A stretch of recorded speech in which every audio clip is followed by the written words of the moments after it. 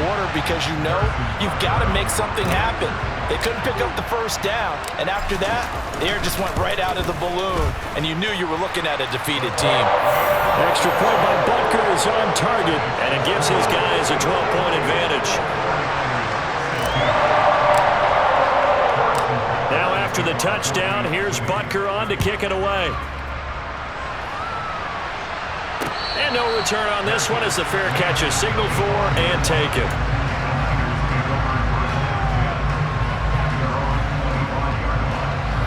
The 49er offense set to get this drive underway. And you figure after giving up that last touchdown, they trail by 2 scores here in the fourth quarter. This drive becomes nowhere to go here. He lost the football. And it's picked up by the Chiefs. And he has brought this one back. A fumble.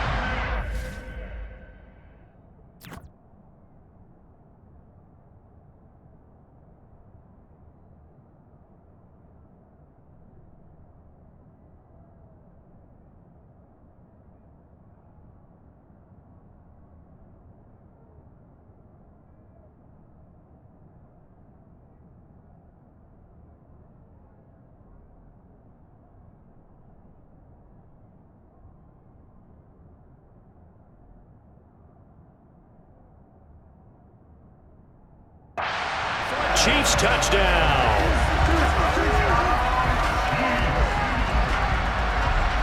Butker on for the PAT.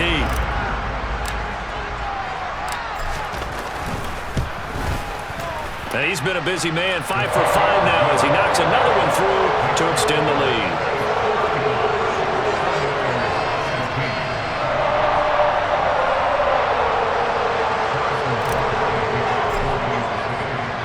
And you can bet they're preaching 2 hands on the ball here as the kick's away following that fumble return.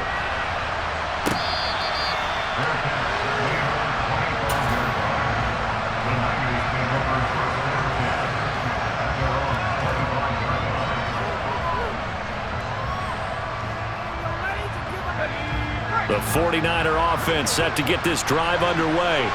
Where we stand right now in the fourth quarter, this one pretty much out of reach. And, Charles, I know they're going to be disappointed about several things with this ball game, but the self-inflicted wounds, they've had several turnovers.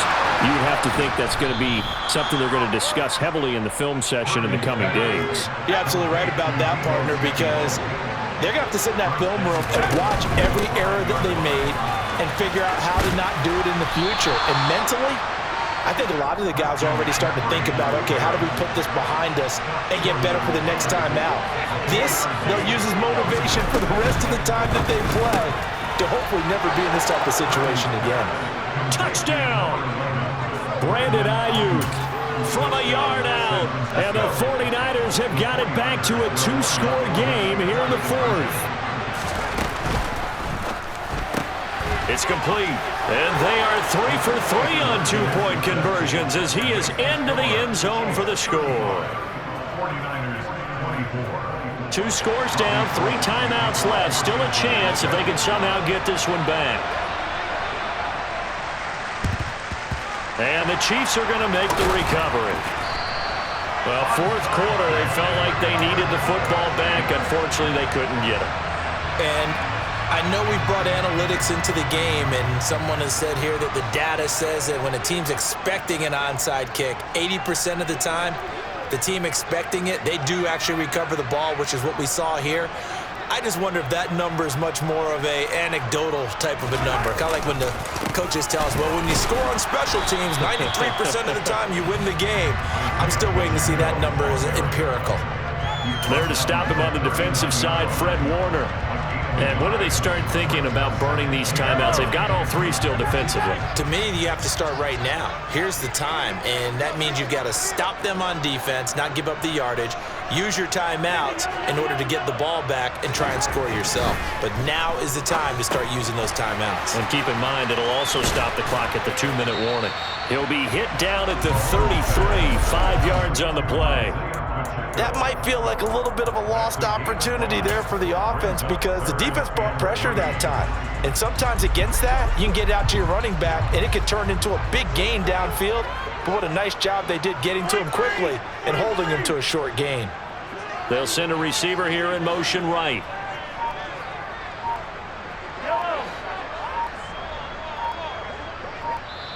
And now defensively they're going to burn their first timeout. Remember, they get an extra time built in coming up here shortly at the 2-minute warning. And it looks like we've got a dime set here defensively. 6 DBs in the game.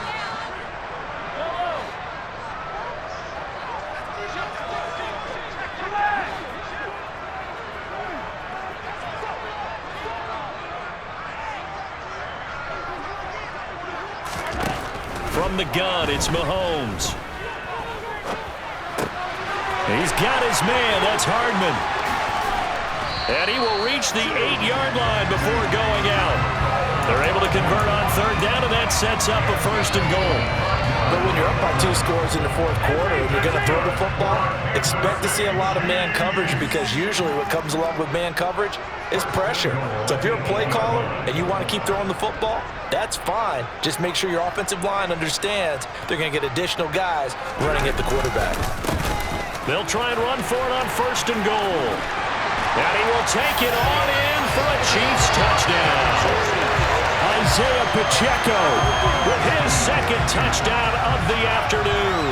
And the Chiefs tack on another score as they have dominated this 4th quarter. This one now, Charles, you'd have to think all but over. I would agree with that, because this offensive line, they've been physical from the first snap of the game, and it's taken a toll on this defense, and it was never more evident than on that play right there.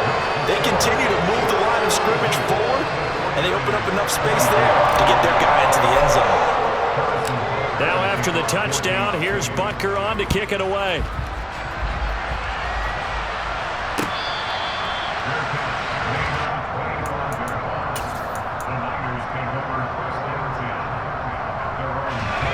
The 49er offense set to get this drive underway.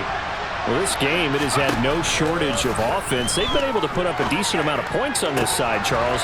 They just have not been able to keep pace with the other offense they're going against here.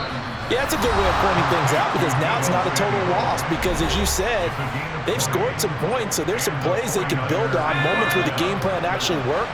But overall, though, they were just out-personnel. They were going up against a team that's playing at an elite level. There's Purdy on 1st and 10. And nowhere to fit that football in. It's knocked away and incomplete. I like the calmness of how he played the ball here. No panic in his eyes as that throw arrived. Tracked it from the moment it left the quarterback's hand, and that's just where he needed to be to knock it away. And the Chiefs are going to get him. That's George Karlaftis, who fought his way through the line to bury him. Now on 3rd and long, they'll look to throw. Powering forward. This will be caught. It's Samuel. And they'll get this down to around the 47-yard line. Purdy, big 4th down play. And he's brought down. Can't do anything with the football. It's a sack and a turnover on downs.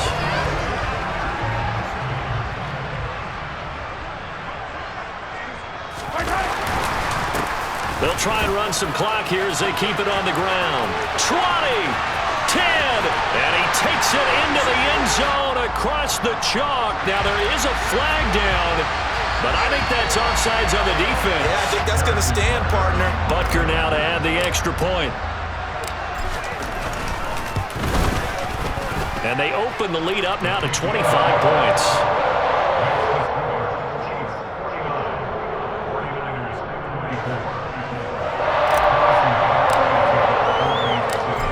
After the touchdown, here's Butker on to kick it away.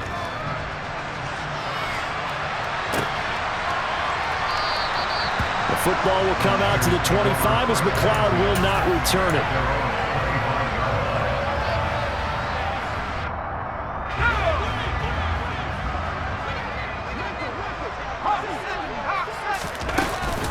The drive begins with a run by McCaffrey. And he'll get this up just shy of the 30. Brandon, we just saw the benefits of being able to run the ball successfully. They pick up 4 yards on that carry. So now, if you're a play caller, you can do just about anything you want. But on the defensive side of the ball, you scramble a little bit. Now you're behind, trying to figure out, do I need to blitz it? Do I need to pressure him? How do I gain an advantage on this snap? They'll try and pick it up with McCaffrey. And he's going to have the first down, yardage to the 35. Ball up to the 35 now as they come up on 1st and 10. Again, they run. Again, it's McCaffrey. And he will lose yardage back to the 34-yard line. Chris Jones that time coming in with a tackle behind the line. And as this defense walks off the field, they can do so with their heads held high. What a performance by the offense, too. I mean, really, Charles, just complete domination on both sides of the football here in this one. Certainly was, and I think both sides compete against each other all the time. You go to each other in practice, obviously your training camps, your off-season. But on game day, you both want to show your best. And I think that's what we saw from both the offense and the defense, a complete team victory.